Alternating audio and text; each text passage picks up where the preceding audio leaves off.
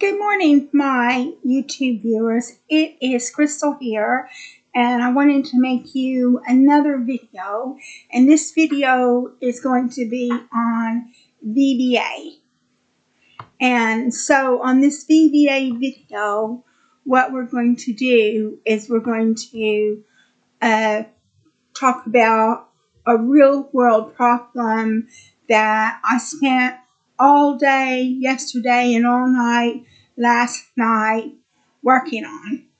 And so basically, I did it in VBA, and this is a scaled down version of the actual file that I had to work on.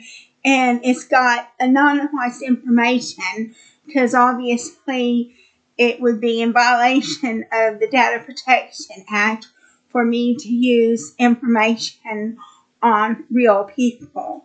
So it's anonymized. So I've got employee number from 0 to 12, and I've got the name with fictional names. I've got teams that I made up. I've got when is their appraisal due, and then I've got 7 training courses, being induction training, fire safety, information governance, health and safety, safeguarding, manual handling, and resuscitation. And these are some training courses on offer at most places of work. And then so what I did was what happened was somebody came to me and they said that they wanted all of the training, the names and the team and the appraisal date to be horizontal, but they wanted the training courses to be vertical.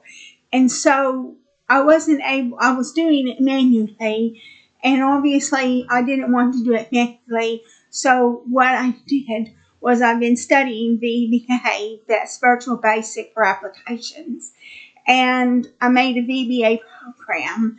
And so this is the program that I made on VBA. I will say that it's best, before you do this program, it's best to sort the data in whichever way you want to sort it. Now, I sorted it as teams.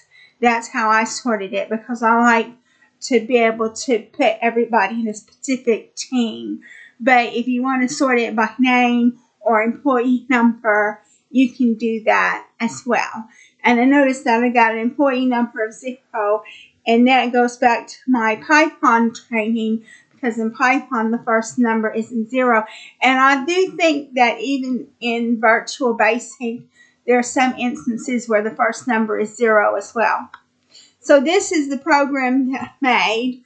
As you can see, you've got the name is horizontal, the team is horizontal, the appraisal due is horizontal, but the training courses are vertical. So they have these people, they needed to do fire safety, information governance, health and safety, safeguarding, manual handling, resuscitation. They need to do that ASAP. That was Batman. Mickey Mouse needs to do the same things ASAP. Minnie Mouse needs to do the same things ASAP. But then we get to Pluto. So on Pluto, he's got to do fire safety on the 1st of July, but everything else is ASAP. Superman, fire safety, he has to do on the 1st of August. Information governance, he has to do on the 1st of July. Everything else is ASAP. Robin, information governance, has to be the 1st of August. Health and safety has to be the 1st of July. Everything else is ASAP. Joker, health and safety is 1st of August. Safeguarding is 1st of July. And manual handling and resuscitation is ASAP. Riddler, safeguarding is 1st of August. Manual handling is 1st of July. And resuscitation is ASAP. Emily Latil, manual handling is 1st of August. Resuscitation is 1st of July. And Penelope Parker, induction training is ASAP. Resuscitation is 1st of August. Donald Duck, resuscitation is 1st of August. Roadrunner, safeguarding is 1st of August. And the Coyote, the induction is ASAP. So what I will do is, that's what I did on this page, because I didn't want to go to the bother of creating another page. But what I will do is I will copy and paste. I will create another page, and I will copy and paste all the information to the new page. And then what I will do is I will filter it by team and give everything out in the team. So that's what I intend to do with this program that I've written. And, there's some other things that you could do as well to improve it. But I was up really late last night working on it. And so I guess it does what I wanted it to do. But if you wanted to, you could put an extra row in between the people if you wanted to. But the actual file that I have is going to be over 300 rows of data. So there we go. So now what we're going to do is we're going to look at the program. So this is going to be on the new training report.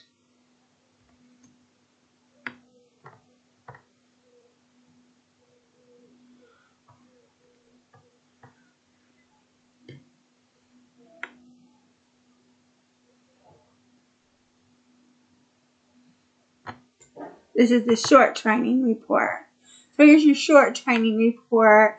And what we're going to do is we're going to go over the code.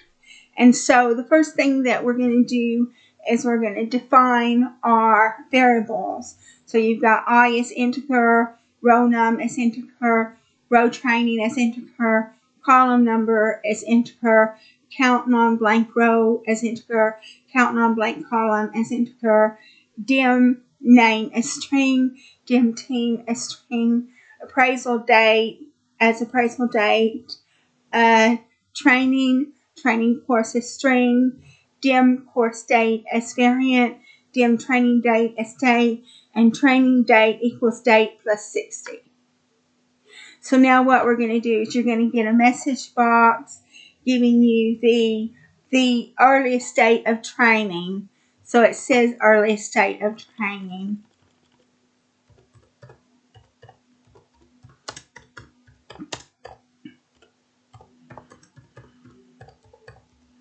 Okay, so that's going to give you a message box giving you the earliest date of training.